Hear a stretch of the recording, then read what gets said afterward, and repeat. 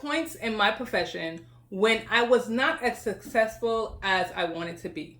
And this had nothing to do with pay or where I worked or what someone else's definition of success was for me.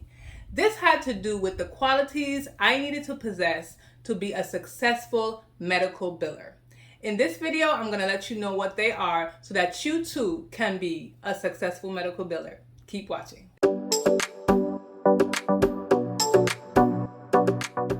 My name is Tamika and I'm a certified professional biller.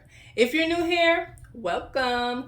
If you're not, welcome back. I am so glad that you guys continue to come back and watch my videos. I try to be as honest and transparent and just helpful as I can when it comes to medical billing.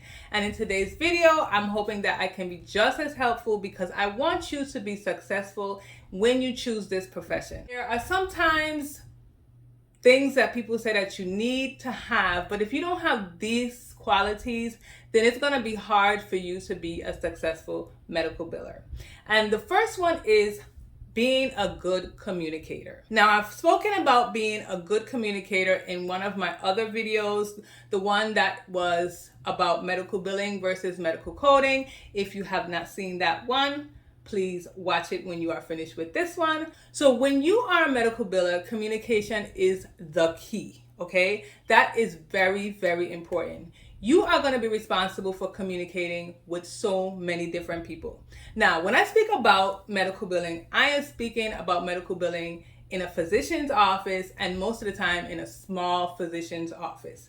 There are many capacities that you can play when you are a medical biller. So you can probably just be a biller who does one duty. You can be a biller who does all the duties. And that's most of the time what I'm speaking about. One who does all the duties, and that is me.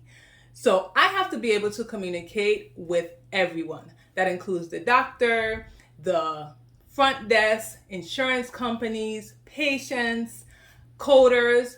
I have to be able to have good communication skills because there are different things that you need from these different people.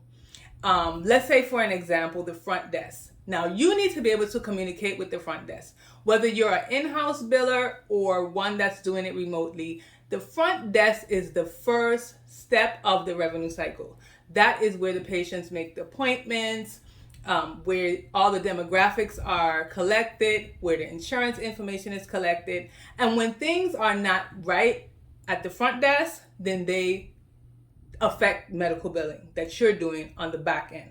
They affect you sending out claims and getting rejections and having to, even when it comes to patient statements, if the addresses and phone numbers are not correct, it affects all of that. So the front desk for you is very important. And if you cannot communicate with the people at the front desk, you're going to have a problem.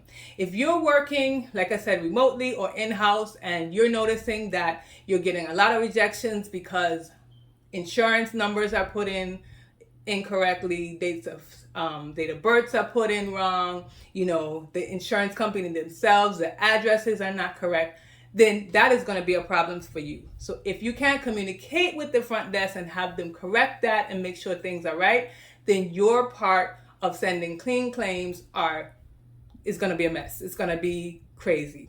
So that's just one of the people that you need to communicate with.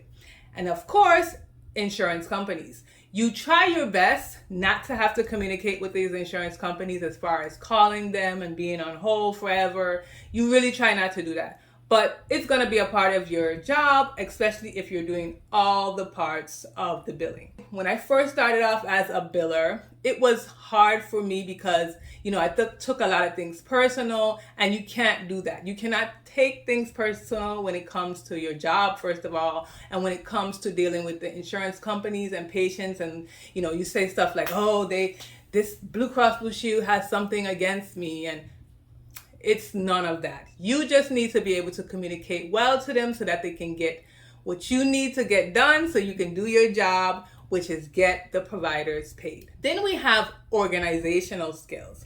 Now, there's some people who are born organized. They come out the womb and they have everything in order and it's organized.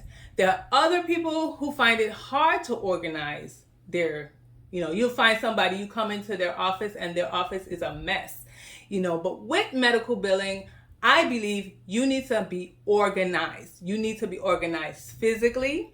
You need to be organized with your time, have good time management skills. You need to be able to prioritize your tasks, to be able to understand what's needed to be done first, what's something that you can put off, you know, maybe a day or two or some hours or two. What is most important in the duties that you have to do? So being organized is extremely important. You do not want to have your items, your papers, your EOBs. You don't want to have claims all over the place where you can't find stuff when someone asks you about a patient's account. You want to be able to be well organized where you can find that account for yourself when you're looking for it. Or if you're out and someone needs to look in your office for something, that you have things organized, you can send them directly to where they need to be. So being an organized person, organization is very important in being successful as a medical biller. And let's talk about being a continuous learner. With medical billing, you should always be willing to learn. You should always want to learn. You should always be learning. I don't care how long you've been in the field. I don't care how much you think you know. There's always something more that you can learn. So being able to research information, being able to network with other medical billers, and also reading, you know, just going in there, getting magazines, going to webinars, seminars, just learning more about medical billing will make you a successful medical biller. Now, things change. I know if you've seen at least one of my videos, you always hear me say that things will change. So you want to make sure that you're up on those changes. You want to make sure that you're not stuck back in the times where you say, well, we've done it this way, so we're always going to do it this way, and this is how it's always going to be done. Because then you're going to eventually be making errors and falling into that, you know, that box of we've always done it like this, so we're going to always continue to do this like this. I just want to remind you guys to like this video and subscribe to the channel. If you've been here more than once and you've watched several videos and you like the content that I'm giving to you about medical billing, just subscribe. You know, press the little red button below, just subscribe. It helps me out a lot and it helps me be able to give you more content like this on a regular basis.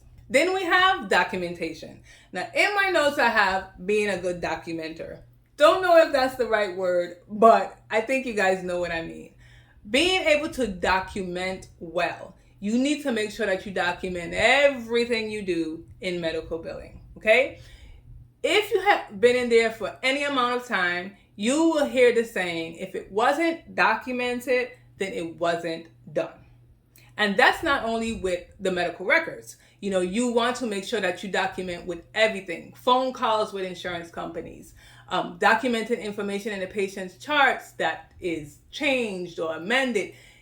Anything that you do, you want to make sure you wrote it down and initialed it. Date, time, initial, and what was done is what you want to do, and you want to get in the habit of doing it all the time.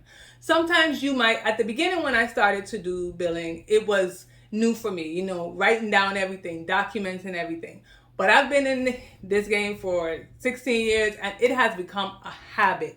Everything I do, I don't care who I talk to, it can be the littlest of thing, I will make sure I write it down, I date it, I put the time, and I initial it. Because that will be beneficial to you later on. You don't even never know when you'll have to bring back up that information and remember what was said, what was done, why this claim wasn't filed, who told you what. You want to be able to have that information so that you can reference if you ever need it anytime in the past. And sometimes we think we don't need information and then something happens and we actually do need it. So when we look back, we're really happy that we actually documented that information. Because again, I can tell you that I did this and I did that and I did this on this day, on that day, at that time. But if it's not documented, nobody really knows that. There's no way for me to remember 10 days ago, a year ago, 2 years ago, what was said to a patient, what was said to an insurance company, who I spoke to.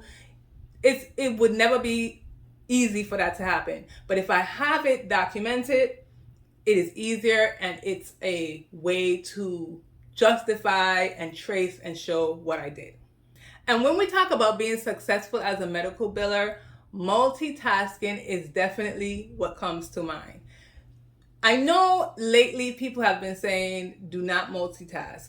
We're messing up our brains, from multitasking, trying to do this and watch the phone and do this and do that. But when you're a medical biller and you're doing all of the duties, you will have to multitask sometime at some point. If you're calling an insurance company and you are on hold for 30 minutes, should you just sit on hold and do nothing? Or you might be able to post some payments while you're waiting to speak to an insurance company. So you don't want to waste time just sitting on the phone with the insurance company, because time is what, guys? Money. And you don't want to waste money. So you want to make sure that you're doing what you're supposed to do, which is calling the insurance company, waiting to speak to them. But if you can also do another task while you're doing that, it works better. I try not to multitask too much, because then you can get distracted and mess up on something. But sometimes you really just have to learn how to multitask. So if you're interested in seeing more medical billing videos, be sure to like, comment, and subscribe, and I'll see you next week.